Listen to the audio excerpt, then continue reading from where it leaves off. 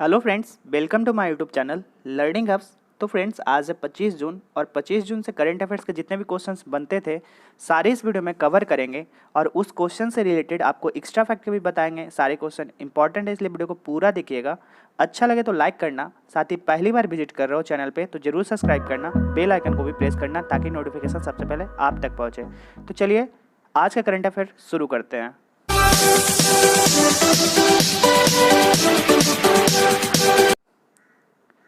आज का पहला करंट अफेयर है, हाल ही में अंतर्राष्ट्रीय ओलंपिक दिवस कब मनाया गया? तो अभी हाल ही में option B is the right answer. 23 जून को अंतर्राष्ट्रीय ओलंपिक दिवस के रूप में सेलिब्रेट किया गया, मनाया गया 23 जून को। तो आप याद रखेंगे।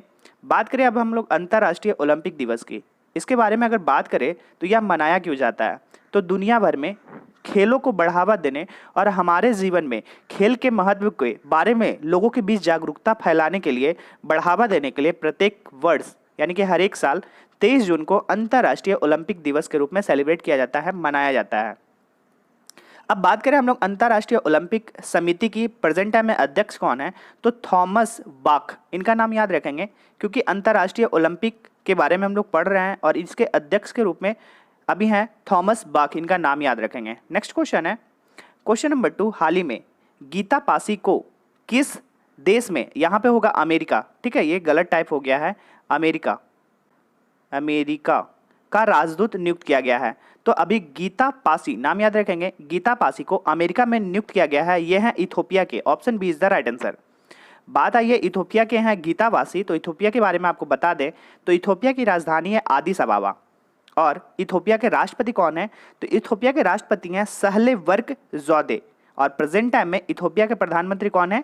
अभी अहमद अली। और इथोपिया की करेंसी क्या है? इथोपिया की करेंसी है बीरिये, तो आप याद रखेंगे। नेक्स्ट है क्वेश्चन नंबर 3। हाल ही में आई यूएन के रिपोर्ट के अनुसार कितने बिलियन बच्चे हिंसा का अनुभव करते हैं? तो अभी हाल ही में यूएन यानी कि यूनाइटेड नेशन के द्वारा एक रिपोर्ट जारी की गई है और इस रिपोर्ट में बताया गया है कितने बिलियन बच्चे जो हैं हिंसा का अनुभव करते हैं। तो option B is the right answer. 1 billion बच्चे यूएन की रिपोर्ट के अनुसार हिंसा का अनुभव करते हैं, 1 बिलियन। तो आप याद रखेंगे option B is the right answer. बात करें हम लोग यूनाइटेड नेशन की, इसकी स्थापना कब हुई थी? तो यूनाइटेड नेशन की स्थापना हुई थी 24 अक्टूबर 1945 को और हम लोग को 24 अक्टूबर को ही संयुक्त राष्ट्र दिवस के रूप में सेलिब्रेट करते हैं 24 अक्टूबर को, क्योंकि इस दिन इसका स्थापना हुआ था। बात करें हम लोग यूनाइटेड नेशन की, तो प्रेजेंट टाइम में इसके महासचिव अध्यक्ष कौन है? Antonio Guterres. यूनाइटेड नेशन का हेडक्वार्टर कहाँ पे है? तो उसका हेडक्वार्टर न्यूयॉर्क, यूएसए, संयुक्त राज्य अमेरिका में है, तो आप याद रखोगे। नेक्स्ट है क्वेश्चन नंबर 4। यदि आपको इस वीडियो की पीडीएफ डिटेल्स में चाहिए तो डिस्क्रिप्शन में जाओ, वहाँ पे टेलीग्राम ग्रुप का लिंक मिलेगा, वहाँ पे जाकर आप मेरा ग्रुप ज्वाइन कीजिए टेलीग्राम ग्रुप का, वहाँ पे आपको पीडीएफ डिटेल्स के साथ प्रोवाइड किया जाता है। तो जाइए वहाँ पे ज्वाइन कीजिए और इस चैनल को ज़्यादा से ज़्यादा सपोर्ट करें। आपको हेल्पफुल लगता है वीडियो तो ज़रूर लाइक करेंगे और कमेंट में फीडबैक में ज़रूर बताएंगे। क्वेश्चन 4 है, हाल ही में राष्ट्रीय विज्ञान फाउंडेशन यानी कि नेशनल साइंस फेडरेशन के प्रमुख के रूप में किसे नियुक्त किया गया है? तो अभी हाल ही में option C is the right answer. Doctor Sethuraman Panchanath जो हैं प्रेजेंट टाइम में राष्ट्रीय विज्ञान फेडरेशन यानी कि एनएसएफ के प्रमुख के रूप में नियुक्त किया है। बात करें हम लोग एनएसएफ की, तो इसकी स्थापना हुई थी 1950 में। तो आपको इतने याद रखने इस पॉइंट से रिलेटेड, इस क्वेश्चन से रिलेटेड। क्वेश्चन 5 है, हाल ही में राजेंद्र गोयल का निधन हुआ, वे कौन थे? तो अभी हाल ही में राजेंद्र गोयल का निधन हुआ, वो एक, option B is the right answer, वो एक वरिष्ठ क्रिकेटर थे और इनका निधन अभी हो चुका है। नाम इंपॉर्टेंट होगा, नाम याद रखेंगे। राजेंद्र गोयल के अगर करियर की बात करें तो राजेंद्र गोयल जो है रणजी ट्रॉफी में सबसे ज़्यादा विकेट लेने वाले दिग्गज फास्ट क्लास क्रिकेटर थे और इनका नाम था राजेंद्र गोयल। तो नाम याद रखेंगे। इनका उम्र था 77 साल और ये बहुत समय से कैंसर से पीड़ित थे और इनकी मृत्यु हो चुकी है। तो नाम इंपॉर्टेंट होगा राजेंद्र गोयल, तो नाम याद रखेंगे। क्वेश्चन 6 है, हाल ही में वर्ल्ड बैंक ने किस देश के लिए 1.05 बिलियन डॉलर की राशि मंजूर की है? तो अभी हाल ही में वर्ल्ड बैंक ने, option A is the right answer, Bangladesh के लिए 1.05 बिलियन डॉलर की राशि मंजूर प्रदान की गई है वर्ल्ड बैंक के द्वारा।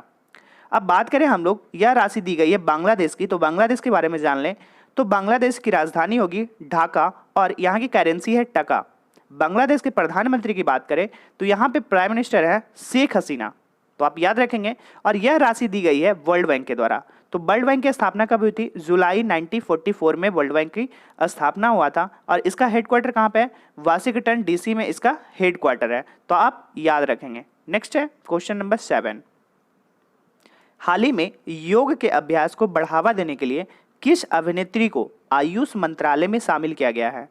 तो अभी हाल ही में जैसा कि पता था आप लोग को 21 जून को योग दिवस मनाया गया है और योग के अभ्यास को बढ़ावा देने के लिए अभी हाल ही में ऑप्शन सी अनुष्का शर्मा को आयुष मंत्रालय में शामिल किया गया है। योग को ज़्यादा से ज़्यादा बढ़ाने के लिए, योग के अभ्यास को बढ़ाने के लिए आयुष्मान मंत्रालय के द्वारा अनुष्का शर्मा को शामिल किया गया है इसमें। ठीक है, तो आप याद रखोगे। नेक्स्ट है क्वेश्चन नंबर 8। हाल ही में किस स्पोर्ट्स एकेडमी को खेलो India sports centre of excellence के लिए चुना गया है? तो अभी हाल ही में ऑप्शन बी नागालैंड के स्पोर्ट्स एकेडमी को खेलो India sports centre of excellence के लिए चुना गया है। अब ये चुना गया है नागालैंड का स्पोर्ट्स एकेडमी को। तो नागालैंड की बात आई है तो नागालैंड के बारे में जान लेते हैं। नागालैंड की राजधानी होगी कोहिमा और प्रेजेंट टाइम में यहाँ के नागालैंड के मुख्यमंत्री हैं नेफ्यू रियो। बात करें नागालैंड के प्रेजेंट टाइम में राज्यपाल कौन है? तो RN रवि जो है प्रेजेंट टाइम में नागालैंड के राज्यपाल है, गवर्नर हैं। नेक्स्ट है क्वेश्चन नंबर 9। हाल ही में ITF के पुरुष खिलाड़ी पैनल के लिए किसे चुना गया है? अभी हाल ही में option B is the right answer, Niki Poonacha ITF के पुरुष खिलाड़ी पैनल के लिए चुना गया है। इनका नाम याद इंपॉर्टेंट होगा, क्वेश्चंस आ सकते हैं एग्जाम में, इसलिए आप इनका नाम याद रखेंगे, निकी पुनाचा। ITF की बात करें, इसका फुल फॉर्म क्या होता है? अंतर्राष्ट्रीय टेनिस महासंघ, यानी कि इंटरनेशनल टेनिस फेडरेशन इसका फुल नेम है और निकी पुनाचा को लिए इसके चुना गया है। बात करें हम लोग ITF की तो इसका हेडक्वार्टर कहाँ पे? इसका हेडक्वार्टर लंदन, यूनाइटेड किंगडम में इसका हेडक्वार्टर है। बात करें ITF की तो प्रेजेंट टाइम में इसके अध्यक्ष हैं डेविड हैगिट्रे और इसकी स्थापना कब हुई थी? इसकी स्थापना हुई थी 1 मार्च 1913 को। ITF यानी कि इंटरनेशनल टेनिस फेडरेशन की स्थापना 1 मार्च 1913 को हुई थी। क्वेश्चन 10 है, हाल ही में रक्षा मंत्री राजनाथ सिंह किस देश की आधिकारिक यात्रा पे गए हैं? तो अभी हाल ही में हमारे प्रेजेंट टाइम में रक्षा मंत्री राजनाथ सिंह आधिकारिक यात्रा पे गए हैं। Option B is the right answer. रूस की आधिकारिक यात्रा पे हमारे रक्षा मंत्री जो हैं राजनाथ सिंह, और वो रूस की आधिकारिक यात्रा पे गए हुए हैं। बात करें हम लोग रूस की तो रूस की राजधानी कहाँ है? कैपिटल क्या है? मॉस्को। रूस का मुद्रा क्या है? करेंसी क्या है? रूबल।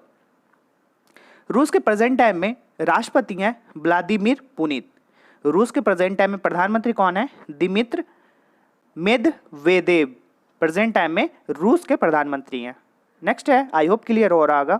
11 है, हाल ही में किसने डिकार्बोनाइजिंग ट्रांसपोर्ट इन इंडिया परियोजना शुरू करने की घोषणा की है? तो अभी हाल ही में ऑप्शन सी नीति आयोग के द्वारा डिकार्बोनाइजिंग ट्रांसपोर्ट इन इंडिया परियोजना की शुरुआत करने की घोषणा नीति आयोग के द्वारा की गई है। अब बात कर ले हम लोग नीति आयोग की, तो ये अंतर्राष्ट्रीय परिवहन फोरम यानी कि इंटरनेशनल ट्रांसपोर्ट फोरम के सहयोग से डिकार्बोनाइजिंग ट्रांसपोर्ट के इंडिया परियोजना का शुभारंभ किया गया है। तो ये याद रखेंगे। और यह परियोजना भारत में कम कार्बन परिवहन प्रणाली की ओर एक रास्ता तलाशने के लिए इसकी शुरुआत की गई है और इसकी शुरुआत की गई है नीति आयोग के द्वारा।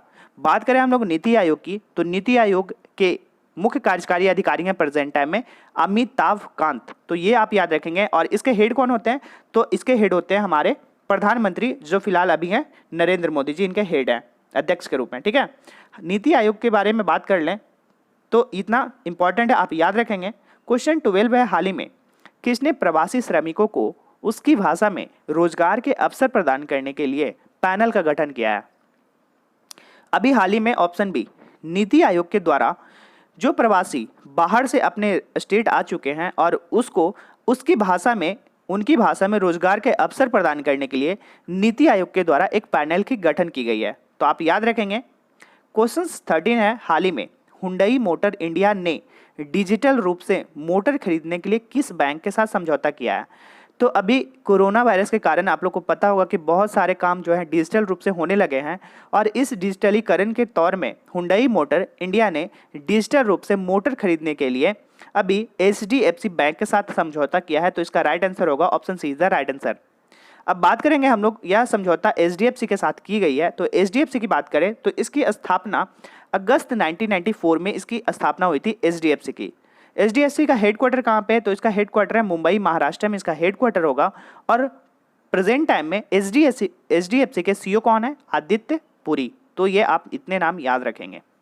क्वेश्चन 14 है, हाल ही में ऑनलाइन योग क्यूज प्रतियोगिता का शुभारंभ किसने किया है?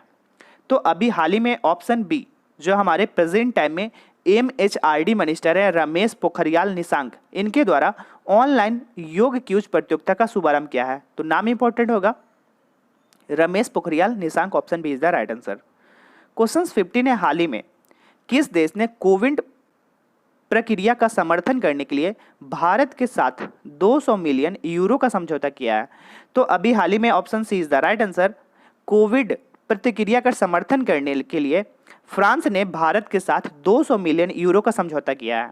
अब बात करें हम लोग इस समझौता के तहत हुआ क्या, तो ऋण समझौते के साथ फ्रांस का उद्देश्य है कोविड-19 संकट के मद्देनजर भारत में सबसे कमजोर वर्ग के लोगों की सहायता करने के लिए राज्य और केंद्र सरकारों को क्षमताओं को मजबूत बनाना इसका मेन मोटो होगा, और इसके लिए फ्रांस के साथ जो है इसकी समझौता की गई है।